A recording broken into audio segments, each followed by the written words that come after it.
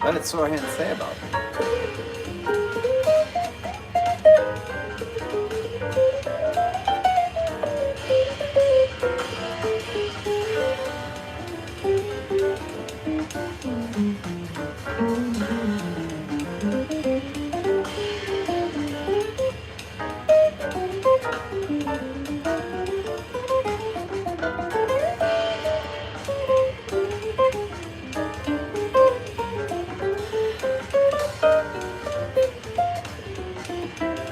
Oh, I saw that.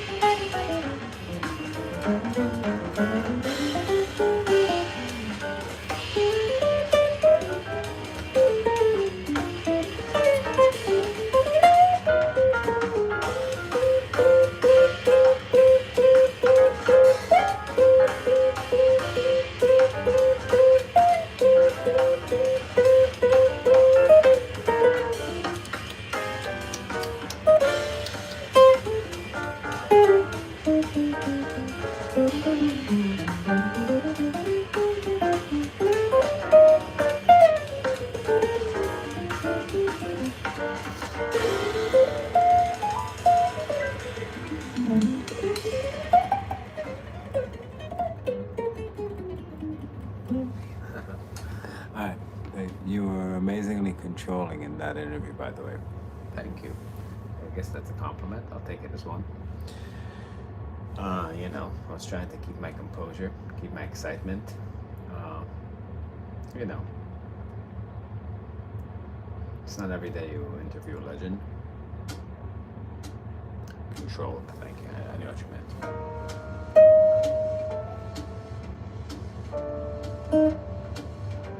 Oh crap.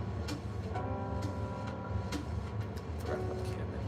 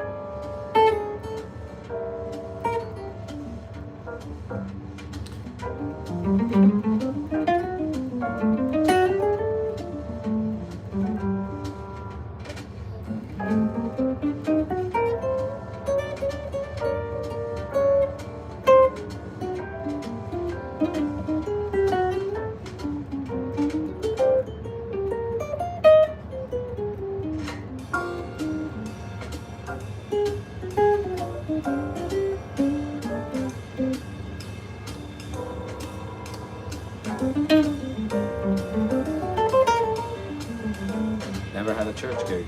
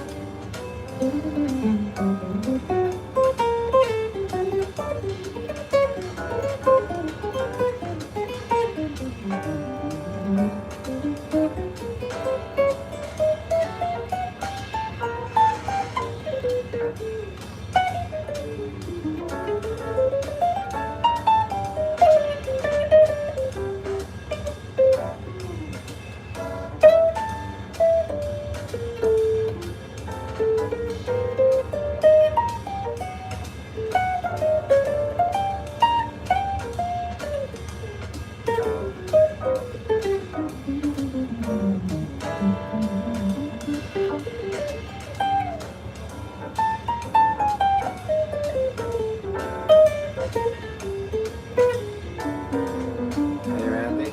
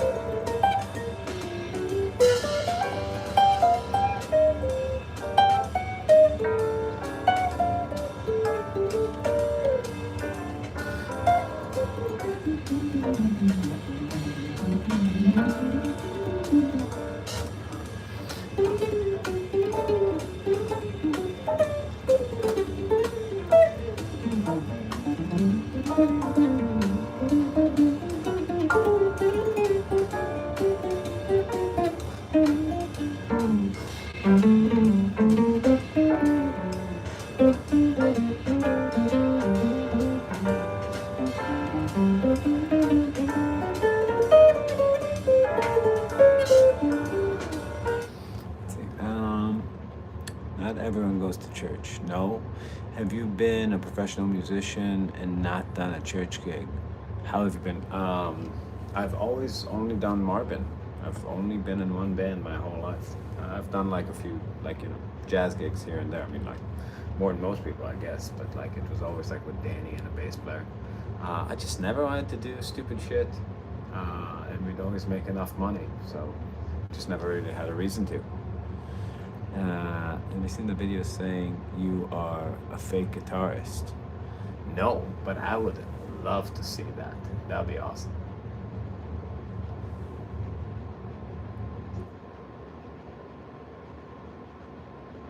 Uh, sure, the Blind Boys are great.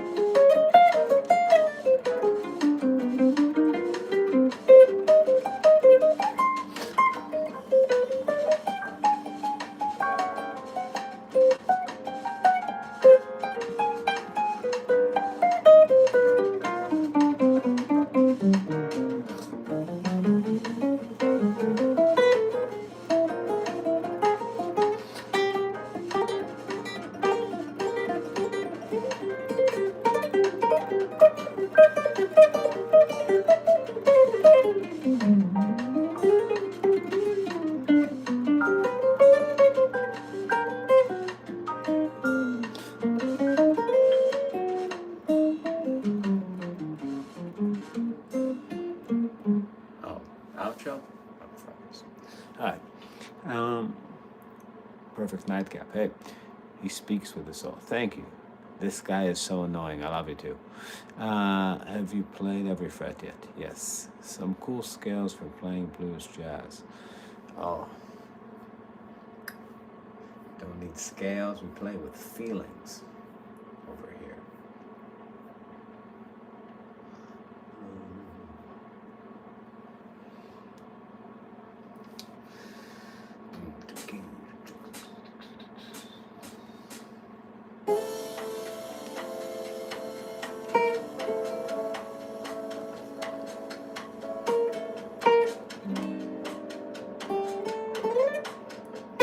Wow. What the fuck is going on there?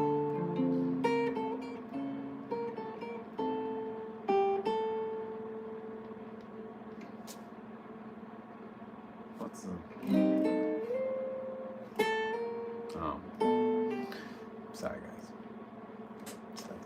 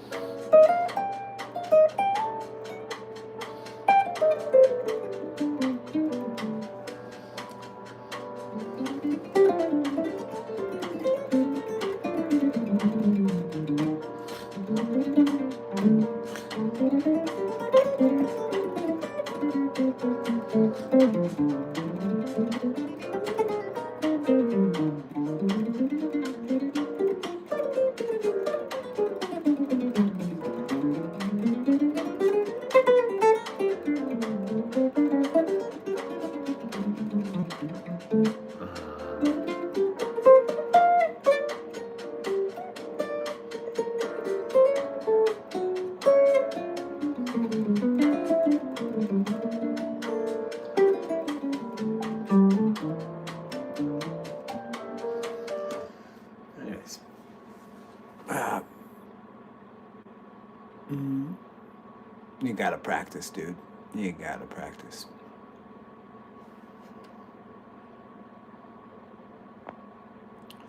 Mm.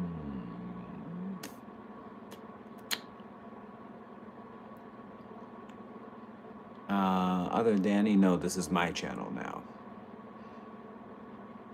I did say blues. I started with some blues. What can I do? Maybe I'll play another blues. I can do that. Mm. Oh, you like my inspirational charts? Cool. See you later, Andy. What's a good blues? Good blues, good blues. Must be something here.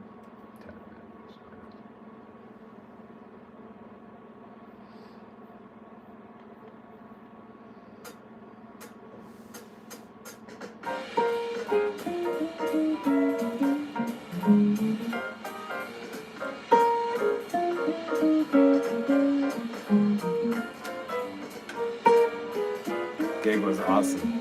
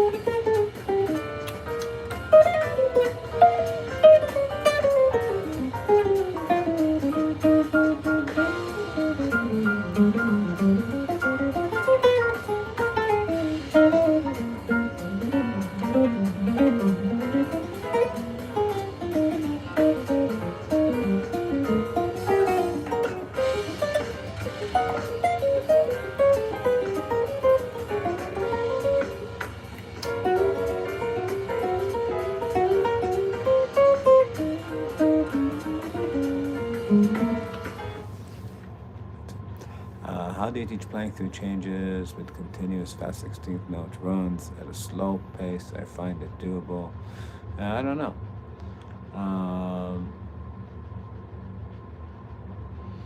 Danny, do you know Beijo Partido?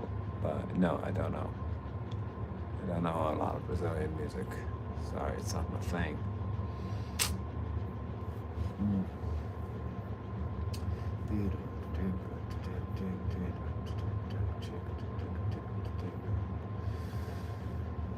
Let's see, what else can I play? I love this app. It's so good. Feel Book, that drummer on there, whoever that is very good.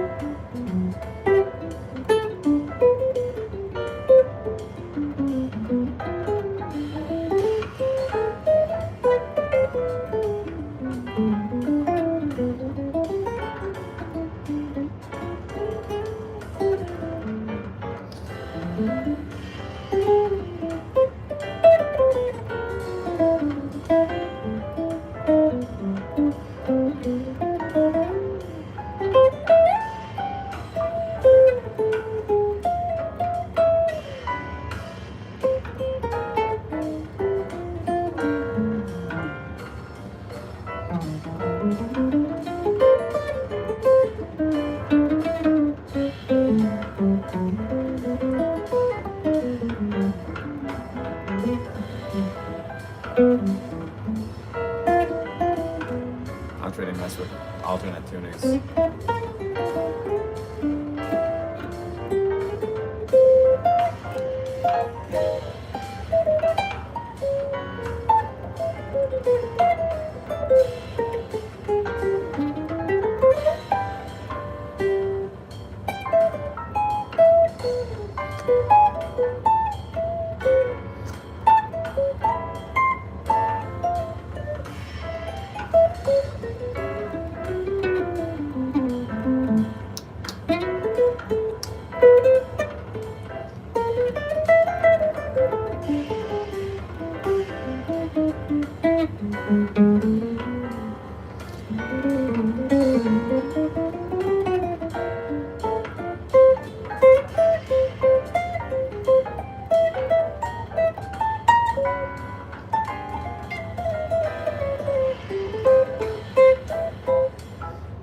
I don't like the feel on that one.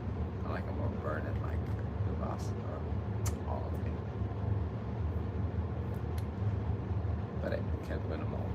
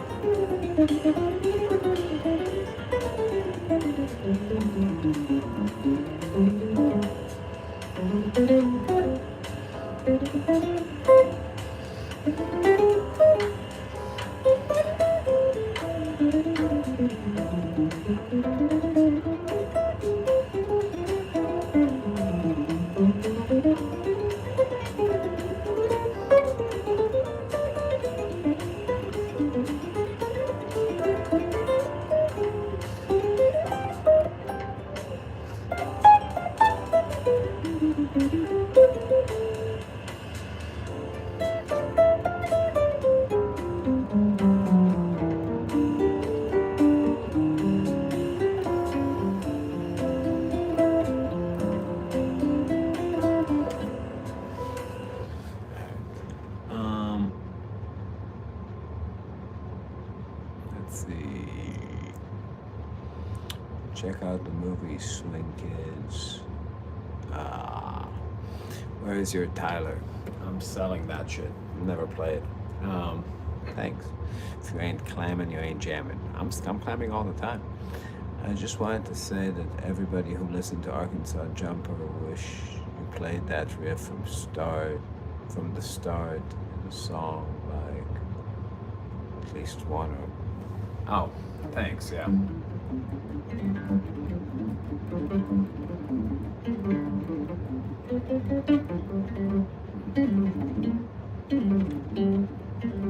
How's it going? Yeah. I haven't played in like 10 years.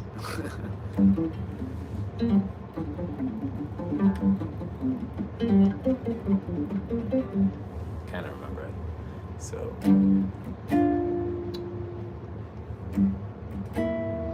I don't think we've ever played that with Everett. I mean, like once. So that means we haven't played it since 2018. It's crazy. Seriously though, this is really inspiring. Oh, I'm glad it's inspiring. I'm just noodling, just practicing some stuff. At the end of a long day, It's good to get some guitar together. Love your intellectual rants on reels. Very thoughtful and funny. Thank you. Appreciate it. Can you play folk rock thing? A folk rock thing? What do you mean?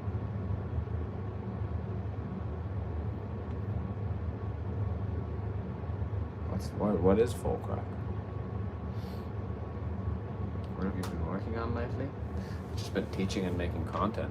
Started to do group lessons on our Patreon on Fridays. Been working on vibrato. I have a great vibrato lesson. Um,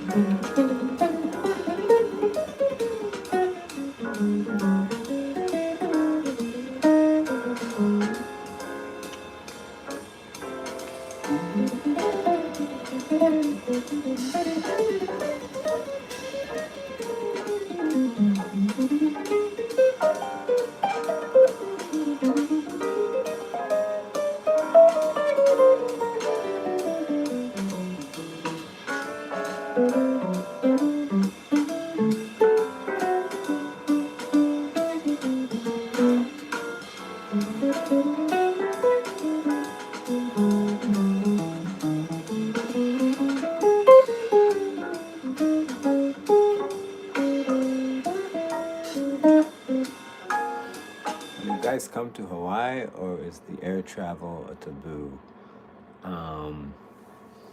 no, we'd love to come to Hawaii. I'd like to, we can do a what do you call it? Hawaiiana set, do some hula. I do aggressive Polynesian dancing. I don't know if you know that.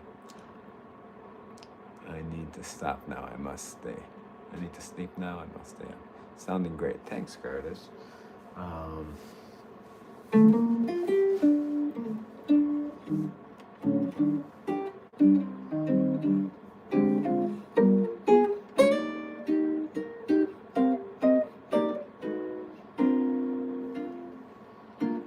I am in Chicago.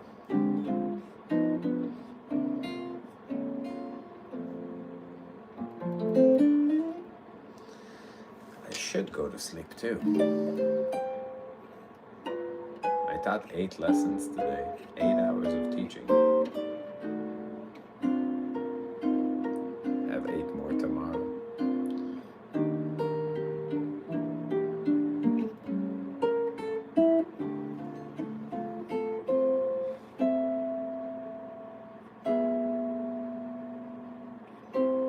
Chicago's kind of like the opposite of Hawaii.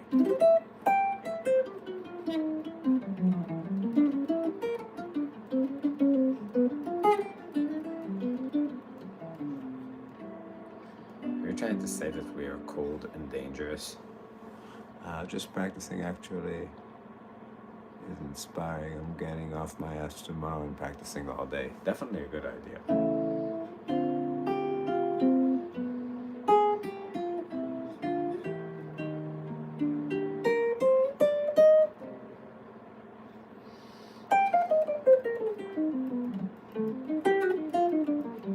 I decided I'm going to practice with like no reverb or very little reverb on the arch top, and it's been a great idea, honestly. Like getting the sound you want from the guitar, kind of like the way it is, just like a tiny bit of like trail.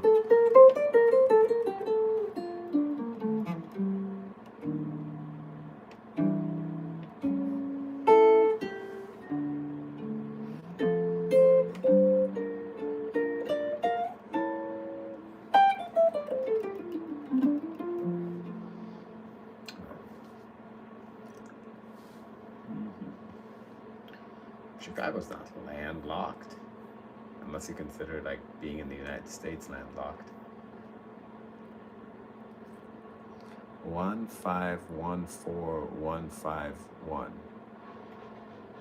Oh, Hawaiian chord progression? Yes. Sat, you're always like fast with the progression. How old are you, Sat? I keep wondering.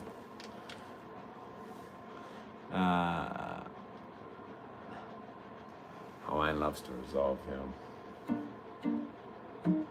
Kind of like New Orleans music. Sex battle guy. It's pretty much in the middle of the continent. Yeah.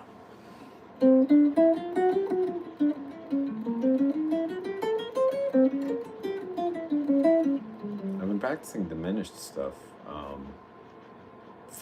diminished scale. There's something like I've been meaning to get together. I just didn't have time to get together yet with it. But I think it's kind of cool. Which is, if you think, like, it doesn't matter which mode of the diminished scale you're using, you're always, if you think about diminished as it's symmetric diminished, as two diminished chords that are a half step apart, like, let's say, you know, G half whole diminished, like a G7. So it's like if you're applying it to G7 or to A flat diminished, or all of, like, you know, the other inversions of those, the top diminished chord is always the target notes. It's always the notes you're outlining, which is weird. Yeah, like if you take the diminished scale and don't produce the major and minor triads, like avoid that kind of thinking, you know. It's like when you listen to the way Sonny, like, that's actually disorienting. If you think that way, then you kind of use it like the modern guys use it. Like, that's how you produce like the Scott Henderson, Robin Ford, Mike Stern kind of sound, where it's just like the sound of the scale itself. And, like, you know, you can get those chromatic kind of like harmonies that are in thirds. Like, you get this like that sound of like modulating dominance, or minor sound flat fives or minor sevens. But if you actually listen to how Sonny Stitt or Charlie Parker or Oscar Peterson use the scale, they keep, like, if they play it on a G7, they keep accenting the notes of an A flat diminished, and if they play it on an A flat diminished, they keep accenting the notes of an A flat diminished. So it doesn't matter which modal situation you are. All you got to see is that, like, if you have the stack of the two chords, the top one, like, in, you know, the one that's like, if it's whole half, so, or half whole, I mean, like the one that's kind of like adjacent from above, when, like, it's the half step, like these two chords, and then if you think about these as the chord tones, then on the diminished, it's just the chord tone. It's 1, flat 3, flat 5, and 6. You know, the notes of the A flat diminished. And thank you. And on the G7, it's a G7 flat 9. But the other tones are just, think about them as neighbors and approaches. So it's, every note has a half step below neighbor, like you have there. And that means that, like, if you play the scale ascending, then you're always outlining, because you know that's just what you're doing, like into the A flat. As long as you start it that way, you're outlining, but down, you know, you just keep the sound together. That's the harmonic sound they get. But they also use neighbor tones. So when you think about the neighbor tones, the notes from above those chord tones, it's just whole steps all the time. You know, so descending, the scale itself is outlining.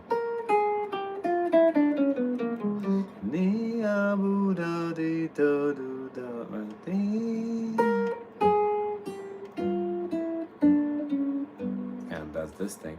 But ascending, you have to kind of keep switching, you know, the contour to compensate. And those are the kind of licks you hear in the do-do-we-do-di-do-we-oh. So you have to see like the notes of A flat diminished.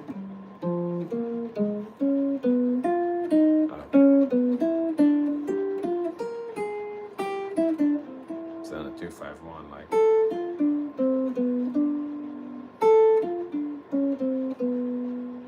And then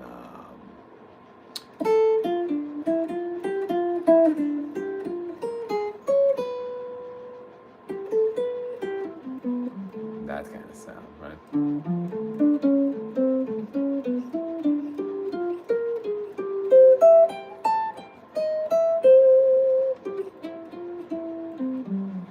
So that's a cool like beboppy way of doing it.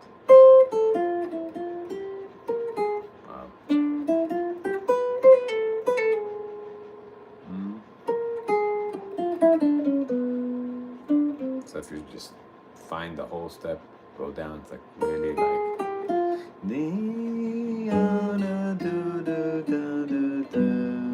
then resolving. But ascending, it's really cool. I'm thinking into the 3, into the 5, into the flat, into the flat, into the 3, into the 5, into the flat, into the flat, right?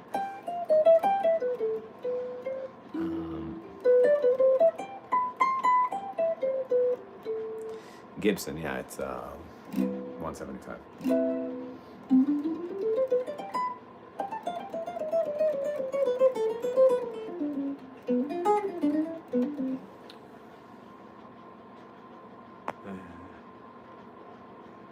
So, hey Eric, how you doing?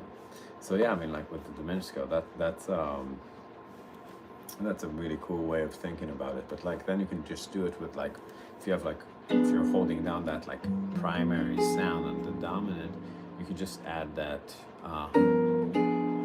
whole like neighbor to any of the tones, whole step without thinking, whole step above.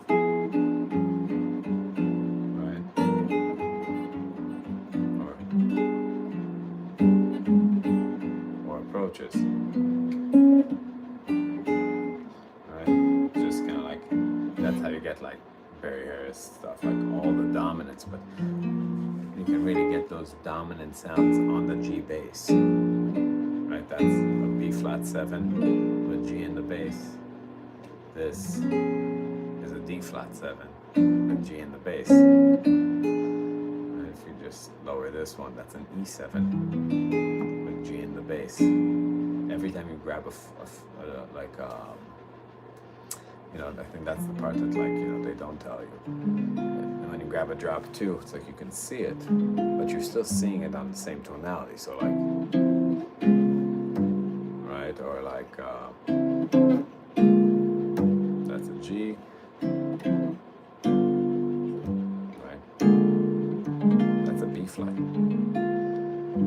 Like that's a part of the sound. And then you can add like you know, the note from below and the note from above, right? Or add it here, or here would probably be better, like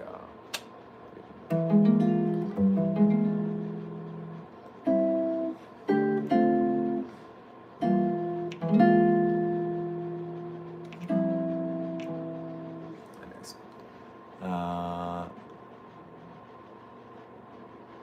Yeah.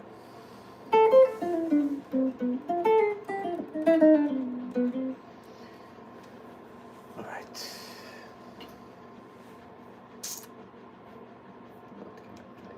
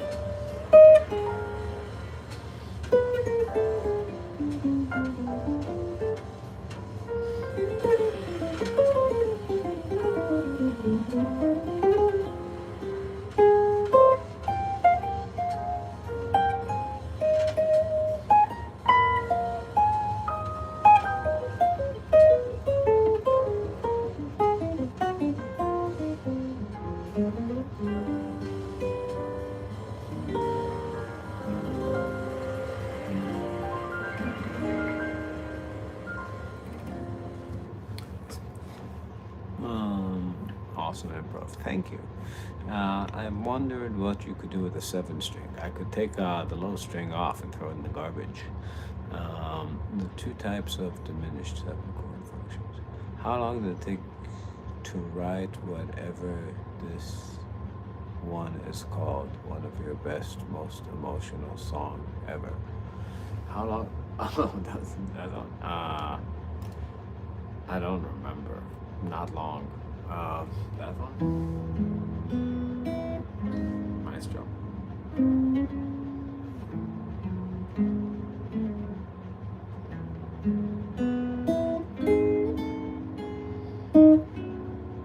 Just pretty simple.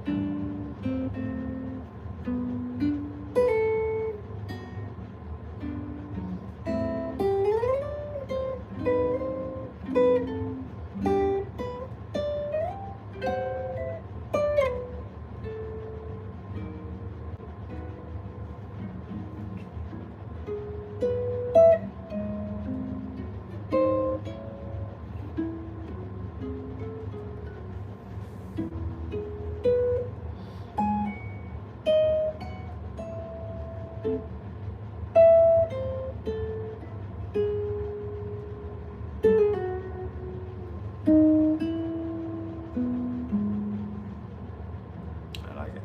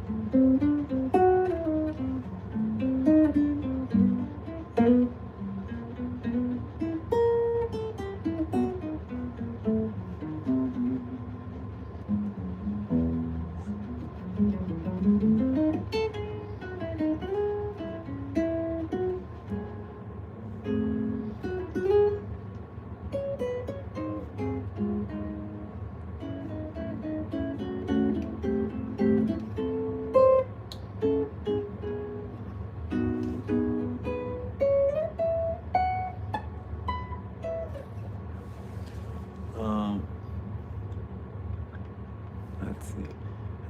Danny, what do you think of Julian Lodge's performance of Darn That Dream at TGIC in 2017? That's very specific. Please, is it achievable for a guy like me with knowledge of scales and chords?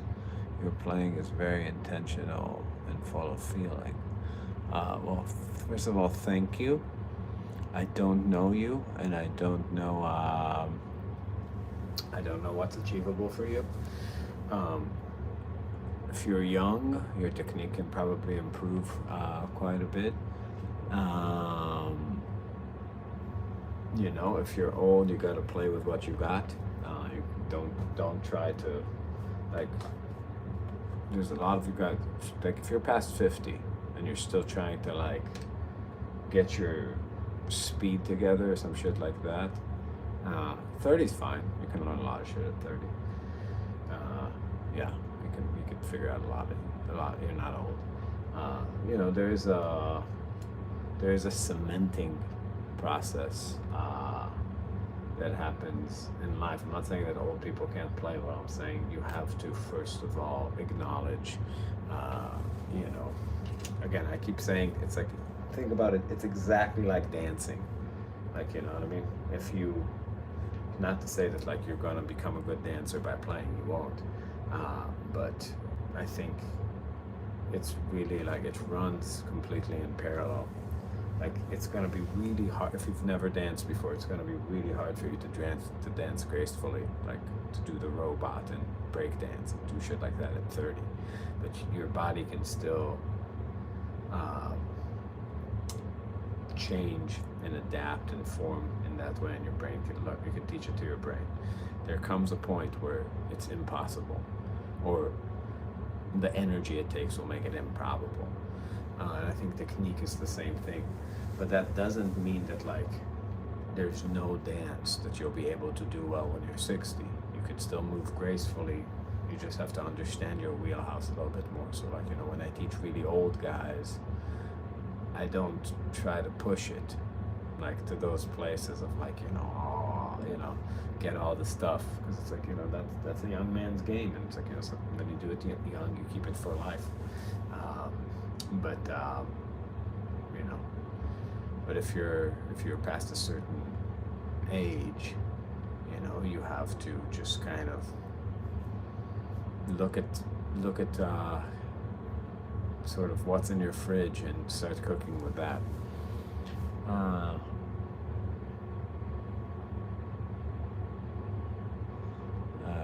Yeah, practicing is very important. Go practice. All right, guys. See you later.